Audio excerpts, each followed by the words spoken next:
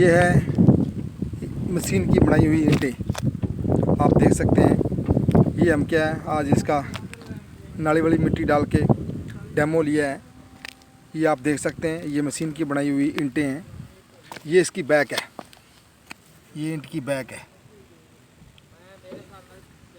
ये देख सकते हैं आप। पट्टों पर क्या है ढलाई के लिए भी थोड़ी सी क्या है पथेर लगी हुई है। ये आप देख सकते हैं, ये ईंटें हैं मशीन की जो बनाई हुई है हमने आज।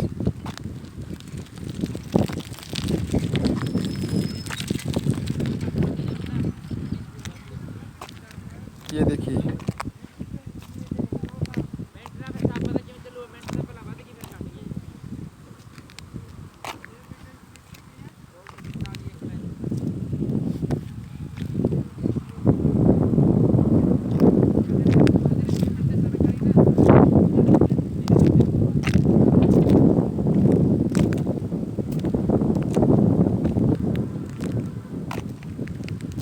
Jaideep agriculture workers Hanumangarh Rajasthan junction